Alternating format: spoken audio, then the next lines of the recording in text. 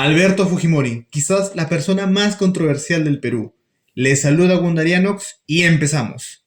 El 11 de septiembre, el expresidente del Perú, Alberto Fujimori, ha fallecido.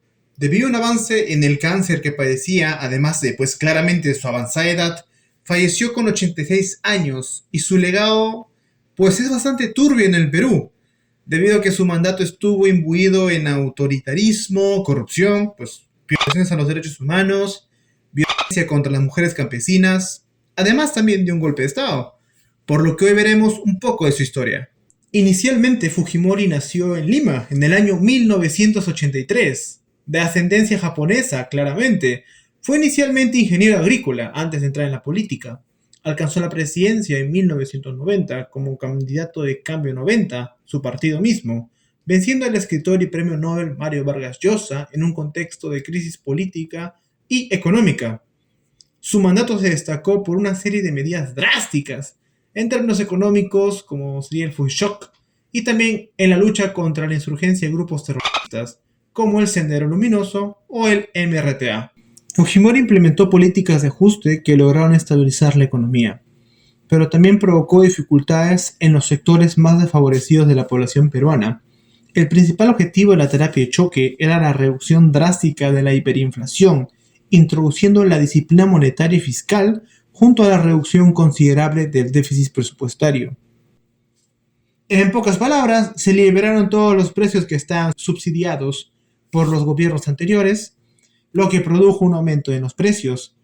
A la vez produjo un aumento de los salarios en un 300%, eliminó el dólar MUC y prácticamente destapó el hoyo de presión ese agosto de 1990. Que Dios nos ayude. Y se dio lo que quedó para la historia, pues justamente por esas fechas se realizaron demasiadas privatizaciones, tantas que la verdad no caben en este video, dejando más o menos un porcentaje de lo vendido así: electricidad en un 68%, minería un 90%, agricultura 35%, manufactura 85% e hidrocarburos al 68%.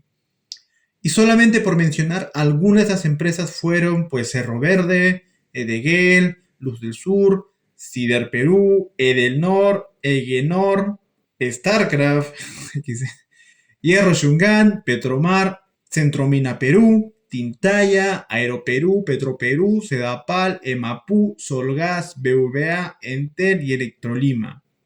Cabe señalar que esas empresas antes de las privatizaciones nunca tuvieron ganancias.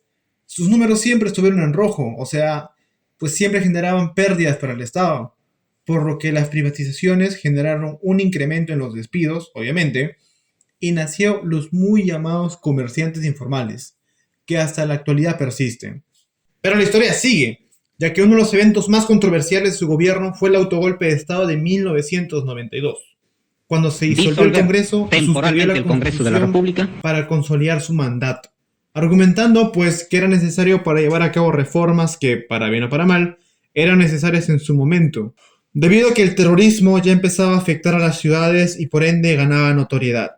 Esto resultó en un periodo de gobierno autoritario, caracterizado por restricciones a la libertad de prensa y numerosas acusaciones de violaciones a los derechos humanos. El más resaltante fue un programa que buscaba la planificación familiar, supuestamente, ¿no?, a través de esterilizaciones forzadas que afectaron a miles de mujeres indígenas y campesinas, bajo el pretexto de controlar la natalidad y reducir la pobreza del país, convirtiéndose así en una grave violación a los derechos humanos. Por otro lado, durante esos años de 1992, se dio la explosión de un coche bomba en julio, lo que provocó nuevas estrategias en la DICORTE y en las Fuerzas Armadas, enfocándose en la captura de los cabecillas de las organizaciones terroristas como Sendero Luminoso y el MRTA. Por esas fechas, el Grupo Colina ya había surgido, y se había cometido ya la masacre de Barrios Altos en 1991, y al año siguiente, en el 92, pasaron los acontecimientos de la Universidad de la Cantuta. Cabe señalar que el Grupo Colina fue conocido como el Grupo de la Muerte,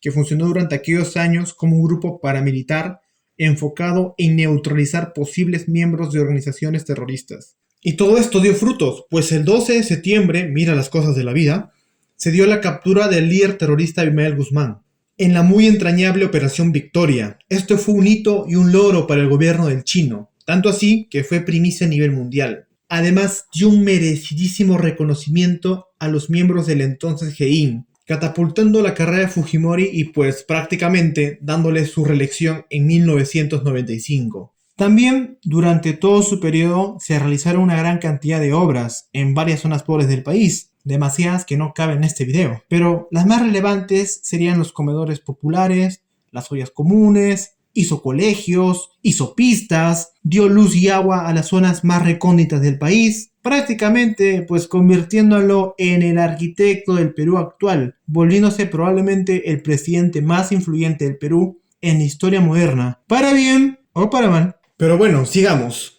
Durante el 95 fue reelegido como presidente. Luego en el 96 se desarrolló la crisis de la embajada de Japón, tomada por terroristas del MRTA, lo que terminó siendo una de las operaciones de rehenes más exitosas del mundo, dejando 17 muertos, 15 de los cuales eran terroristas. Luego, en el 98, se dio la paz con Ecuador en el Acta de Brasilia, dejando un tramo de 78 kilómetros establecido como frontera. Un acto que dejaría muy bien parado a Fujimori, y todo esto indicaría que prácticamente su tercer gobierno era casi inevitable, cosa que al final sucedió. Pero todo en la vida debe de caer. Y justamente llegamos al año 2000. Su gobierno se desplomó en medio de un escándalo de corrupción que involucró a su asesor de inteligencia, Vladimiro Montesinos. Y dicho escándalo fue mundialmente conocido como los Vladivideos, en los cuales el asesor del expresidente compraba a altos funcionarios y empresarios para favorecer la imagen de Fujimori o comprar cualquier tipo de favor. Otros escándalos relacionados serían pues la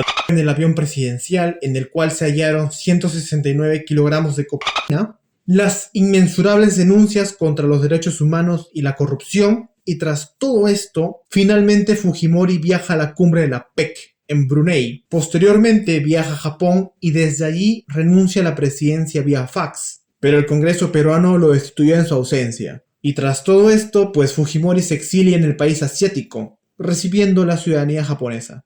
En Japón intenta hacer campaña política, postulando para senador japonés, y con ayuda de Satomi Katakoa, quien aparentemente impulsó la campaña política del chino en Japón, pues la verdad no tuvo demasiado apoyo, debido a que los japoneses sí habían investigado bien a Fujimori. Y aunque la inversión en el país asiático haya sido pues considerable, por decirlo de alguna manera, solamente logró 51.612 votos, imposibilitando a Fujimori entrar al escaño japonés. Por lo que en el 2005 Fujimori viaja sorpresivamente a Chile, en donde es arrestado, y en el 2007 es extraditado al Perú para enfrentar cargos de corrupción y violaciones a los derechos humanos. Luego, en el 2009, es condenado a 25 años de prisión por abusos a los derechos humanos, incluidas las masacres de Barrios Altos y La Cantuta, y su caso marcó un hito al ser uno de los primeros expresidentes latinoamericanos en enfrentar juicio y condena por estos delitos. ¡Rechazo los cargos! ¡Totalmente!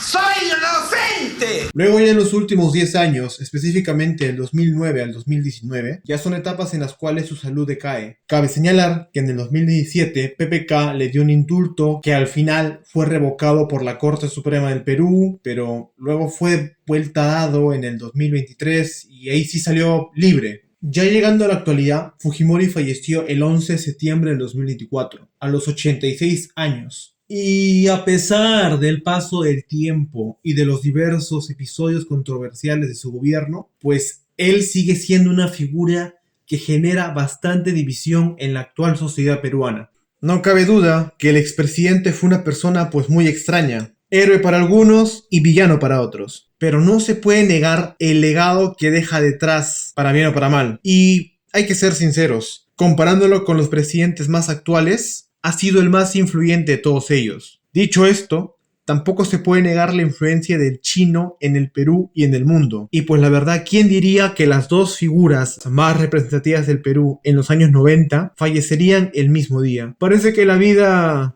los hizo adversarios perpetuos hasta el final. Y cuéntame, claro, si es que alguien vio el video, ¿qué te pareció la vida de Fujimori?